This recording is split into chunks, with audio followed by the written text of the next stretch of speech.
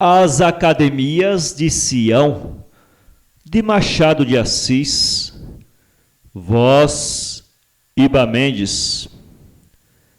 Conhece as Academias de Sião? Bem sei que em Sião nunca houve academias, mas suponhamos que sim, e que eram 4, e escutem-me. Capítulo 1. As estrelas, quando viam subir através da noite muito vagalumes cor de leite, costumavam dizer que eram os suspiros do rei de Sião, que se divertia com as suas 300 concubinas.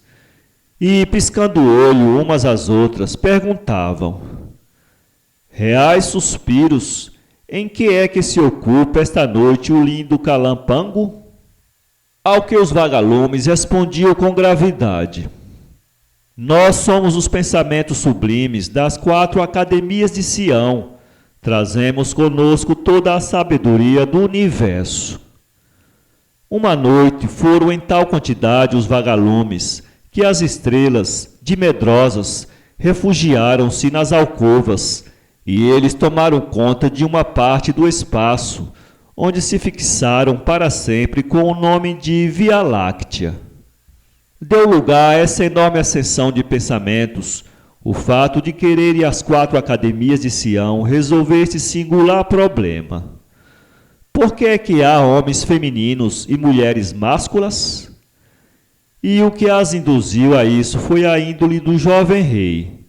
Calapango era virtualmente uma dama. Tudo nele respirava a mais esquisita feminidade. Tinha os olhos doces, a voz argentina, atitudes moles e obedientes e um cordial horror às armas. Os guerreiros siameses gemiam, mas a nação vivia alegre. Tudo eram danças, comédias e cantigas, à maneira do rei que não cuidava de outra coisa. Daí a ilusão das estrelas. Vai senão quando uma das academias achou esta solução ao problema. Umas almas são masculinas, outras femininas. A anomalia que se observa é uma questão de corpos errados. Nego, bradaram as outras 3. A alma é neutra, nada tem com o contraste exterior. Não foi preciso mais para que as vielas e águas de Bangkok se tingissem de sangue acadêmico. Veio primeiramente a controvérsia, depois a descompostura e finalmente a pancada. No princípio da descompostura tudo andou menos mal. Nenhuma das rivais arremessou um impropério que não fosse escrupulosamente derivado do sânscrito, que era a língua acadêmica, o latim de Sião. Mas dali em diante perderam a vergonha. A rivalidade desgrenhou-se, pôs as mãos na cintura, baixou a lama, à pedrada, ao murro, ao gesto vil, até que a academia sexual, exasperada, resolveu dar cabo das outras e organizou um plano sinistro. Vento que passais, se quisesses levar convosco estas folhas de papel, para que eu não contasse a tragédia de Sião. Custa-me, ai de mim, custa-me escrever a singular desforra. Os acadêmicos armaram-se em segredo e foram ter com os outros, justamente quando estes, curvados sobre o famoso problema, faziam subir ao céu uma nuvem de vagalumes. Nem preâmbulo, nem piedade. Caíram-lhes em cima, espumando de raiva. Os que puderam fugir, não fugiram por muitas horas. Perseguidos e atacados, morreram na beira do rio, a bordo das lanchas ou nas vielas escusas. Ao todo, 38 cadáveres. Cortaram uma orelha aos principais e fizeram delas colares e braceletes para o presidente vencedor, o sublime Wutong. Ébrios da vitória, celebraram o feito com um grande festim, no qual cantaram este hino magnífico. Glória a nós que somos o arroz da ciência e a luminária do universo. A cidade acordou estupefata. O terror apoderou-se da multidão. Ninguém podia absorver uma ação tão crua e feia. Alguns chegavam mesmo a duvidar do que viam. Uma só pessoa aprovou tudo. Foi a bela Kinara, a flor das concubinas régias. Capítulo 2. Molemente deitado aos pés da bela Kinara, o jovem rei pedia-lhe uma cantiga. Não dou outra cantiga que não seja esta. Creio na alma sexual. Crês no absurdo, Kinara? Vossa Majestade crê então na alma neutra? Outro absurdo, Kinara. Não creio na alma neutra, nem na alma sexual. Mas então, em que é que Vossa Majestade crê se não crê em nenhuma delas? Creio nos teus olhos, Kinara, que são o sol e a luz do universo. Mas cumpre-lhe escolher, ou crer na alma neutra e punir a academia viva, ou crer na alma sexual e absolvê-la. Que deliciosa que é a tua boca, minha doce Kinara. Creio na tua boca, é a fonte da sabedoria. Kinara levantou-se agitada. Assim como o rei era o homem feminino, ela era a mulher máscula, um búfalo com penas de cisne.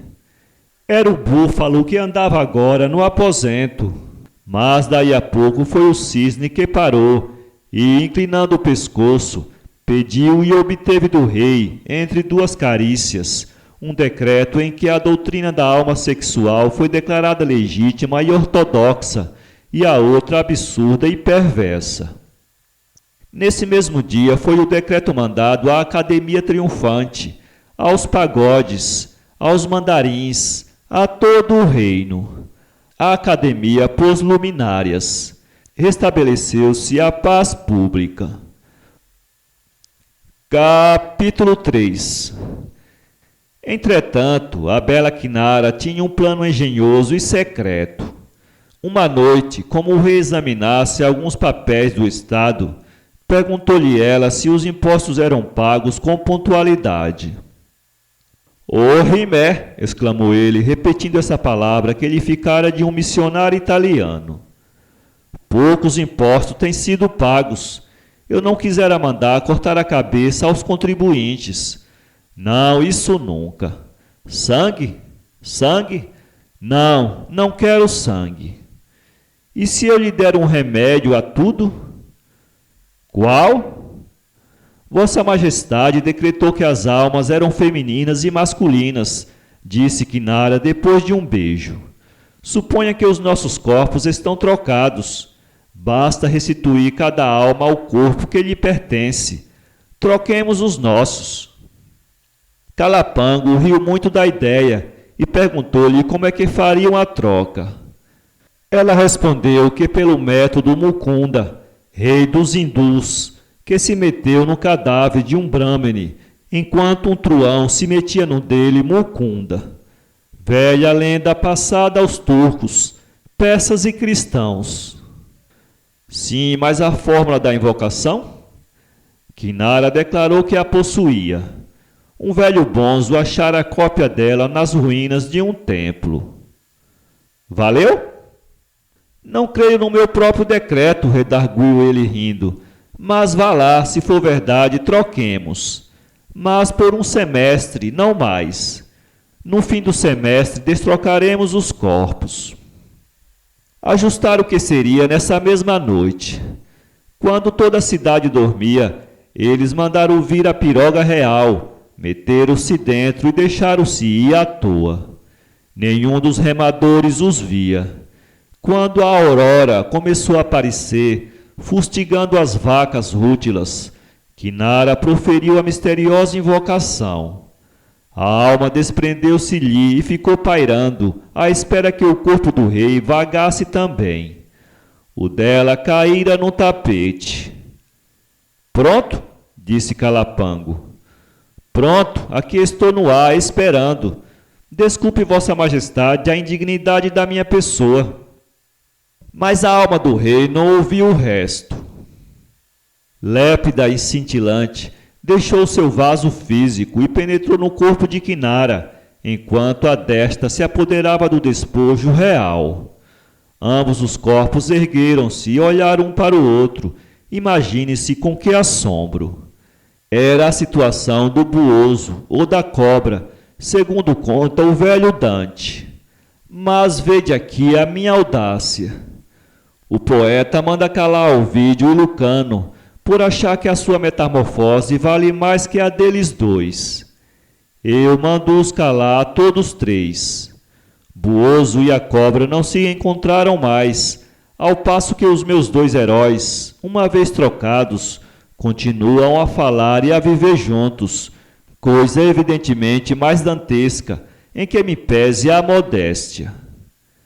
Realmente, disse Calapango, isto de olhar para mim mesmo e dar-me majestade é esquisito. Vossa Majestade não sente a mesma coisa? Um e outro estavam bem, como pessoas que achavam finalmente uma casa adequada. Calapango espreguiçava-se todo nas curvas femininas de Kinara. Esta inteiriçava-se no tronco rijo de Calapango. Sião tinha finalmente um rei. Capítulo 4.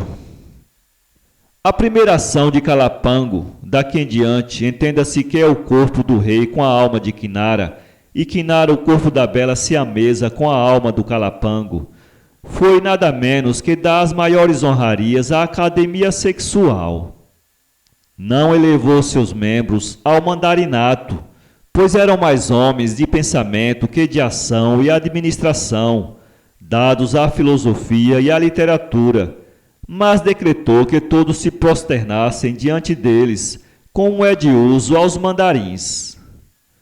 Além disso, fez-lhes grandes presentes, coisas raras ou de valia, crocodilos empalhados, cadeiras de marfim, aparelhos de esmeralda para almoço, diamantes, relíquias.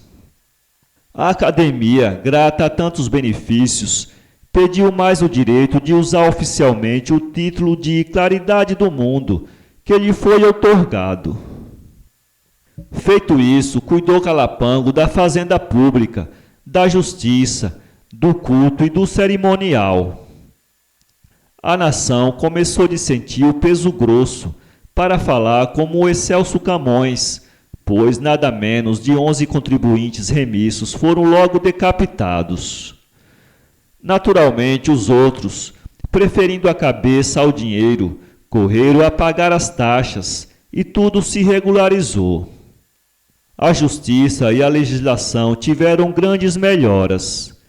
Construíram-se novos pagodes e a religião pareceu até ganhar outro impulso, desde que Calapango, copiando as antigas artes espanholas, mandou queimar uma dúzia de pobres missionários cristãos que por lá andavam, ação que os bonzos da terra chamaram a pérola do reinado.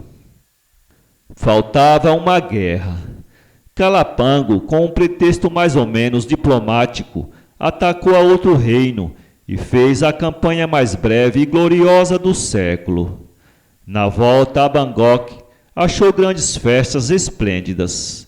300 barcos, forrados de seda escarlate e azul, foram recebê-lo. Cada um destes tinha na proa um cisne e um dragão de ouro, e era tripulado pela mais fina gente da cidade. Músicas e aclamações atroaram os ares. De noite, acabadas as festas, sussurrou ao ouvido a bela concubina: meu jovem guerreiro, paga minhas saudades que curti na ausência. Dize-me que a melhor das festas é a tua amiga Kinara. Calapango respondeu com um beijo. Os teus beiços têm o frio da morte ou do desdém, suspirou ela. Era verdade. O rei estava distraído e preocupado. Meditava uma tragédia. Iam se aproximando o termo do prazo em que deviam destrocar os corpos, e ele cuidava em iludir a cláusula, matando a linda siamesa. Hesitava por não saber se padeceria com a morte dela, visto que o corpo era seu, ou mesmo se teria de sucumbir também. Era esta a dúvida de Calapango, mas a ideia da morte sombreava-lhe a fronte, enquanto ele afagava ao peito um frasquinho com veneno, imitado dos Borgias. De repente pensou na douta academia. Podia consultá-la, não claramente, mas por hipótese. Mandou chamar os acadêmicos. Vieram todos, menos o presidente, o ilustre Utong, que estava enfermo. Eram 13. Prosternaram-se e disseram ao modo de Sião: Nós, desprezíveis palhas, corremos ao chamado de Calapango. Erguei-vos, disse benevolamente o rei. O lugar da poeira é o chão, teimaram eles com os cotovelos e joelhos em terra. Pois serei o vento que subleva a poeira, redarguiu Calapango. E, com um gesto cheio de graça e tolerância, estendeu-lhe as mãos. Em seguida, começou a falar de coisas diversas, para que o principal assunto viesse de si mesmo. Falou nas últimas notícias do Ocidente e nas leis de Manu. Referindo-se ao Tong, perguntou-lhe se realmente era um grande sábio, como parecia. Mas, vendo que mastigavam a resposta, ordenou-lhes que dissesse a verdade inteira. Com exemplar unanimidade, confessaram eles que o Tong era um dos mais singulares estúpidos do reino, espírito raso, sem valor, nada sabendo e incapaz de aprender nada. Calapango estava pasmado. Um estúpido? Custa-nos dizê-lo, mas não é outra coisa. É um espírito raso e xoxo. O coração é excelente, caráter puro, elevado. Calapango, quando voltou a si do espanto, mandou embora os acadêmicos, sem lhes perguntar o que queria. Um estúpido? Era mister tirá-lo da cadeira sem molestá-lo. 3 dias depois, o Tong compareceu ao chamado do rei. Este perguntou-lhe carinhosamente pela saúde. Depois disse que queria mandar alguém ao Japão estudar os documentos, negócio que só podia ser confiado à pessoa esclarecida. Qual dos seus colegas da academia lhe parecia idôneo para tal mister? Compreende-se o plano artificioso do rei. Era ouvir 2 ou 3 nomes e concluir que a todos preferia o do próprio Tong. Mas eis aqui o que este lhe respondeu. Real Senhor, perdoai a familiaridade da palavra. São 13 camelos, com a diferença que os camelos são modestos e eles não. Comparam-se ao sol e à lua. Mas, na verdade, nunca a lua nem o sol cobriram mais singulares pulhas do que esses 13. Compreendo o assombro de Vossa Majestade, mas eu não seria digno de mim se não dissesse isto com lealdade, embora confidencialmente. Calapango tinha a boca aberta. 13 camelos? 13. O Tong ressalvou tão somente o coração de todos, que declarou excelente. Nada superior a eles pelo lado do caráter. Calapango, com um fino gesto de complacência, despediu o sublime Tong e ficou pensativo. Quais fossem as suas reflexões, não o soube ninguém. Sabe-se que ele mandou chamar os outros acadêmicos, mas desta vez separadamente, a fim de não dar na vista e para obter maior expansão. O primeiro que chegou, ignorando aliás a opinião de Utong, confirmou-a integralmente, com a única emenda de serem 12 os camelos, ou 13, contando o próprio Utong. O segundo não teve opinião diferente, nem o terceiro, nem os restantes acadêmicos. Diferiam no estilo. Uns diziam camelos, outros usavam circunlóquios e metáforas que vinham dar na mesma coisa. E, entretanto, nenhuma injúria ao caráter moral das pessoas. Calapango estava atônito. Mas não foi esse o último espanto do rei. Não podendo consultar a academia, tratou de deliberar por si, no que gastou 2 dias, até que a linda Kinara lhe segredou que era mãe. Esta notícia fê-lo recuar do crime. Como destruir o vaso eleito da flor que tinha de vir com a primavera próxima? Jurou ao céu e à terra que o filho havia de nascer e viver. Chegou ao fim do semestre. Chegou o momento de destrocar os corpos. Como da primeira vez, meteram-se no barco real à noite e deixaram-se águas abaixo, ambos de má vontade, saudosos do corpo que iam restituir um ao outro. Quando as vacas cintilantes da madrugada começaram de pisar vagarosamente o céu, proferiram eles a fórmula misteriosa e cada alma foi devolvida ao corpo anterior. Kinara, tornando ao seu, teve a comoção materna, como tivera a paterna quando ocupava o corpo de Calapango. Parecia-lhe até que era ao mesmo tempo mãe e pai da criança. Pai e mãe? Repetiu o príncipe, restituído à forma anterior. Foram interrompidos por uma deleitosa música ao longe. Era algum junco ou piroga que subia ao rio, pois a música aproximava-se rapidamente. Já então o sol alagava de luz as águas e as margens verdes, dando ao quadro um tom de vida e renascença que de algum modo fazia esquecer aos dois amantes a restituição física. E a música vinha chegando, agora mais distinta, até que, numa curva do rio, apareceu aos olhos de ambos um barco magnífico, adornado de plumas e flâmulas. Vinha dentro os 14 membros da academia, contando o tongue, e todos em coro mandavam aos ares o velho hino. Glória a nós que somos o arroz da ciência e a claridade do mundo. A bela Kinara, antigo Calapango, tinha os olhos esbugalhados de assombro. Não podia entender como é que 14 varões reunidos em academia eram a claridade do mundo e separadamente uma multidão de camelos. Calapango, consultado por ela, não achou explicação.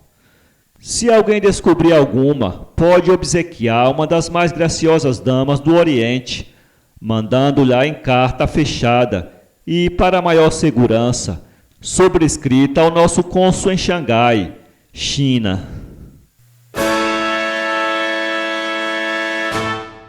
Para ler esse conto, acesse www.poeteiro.com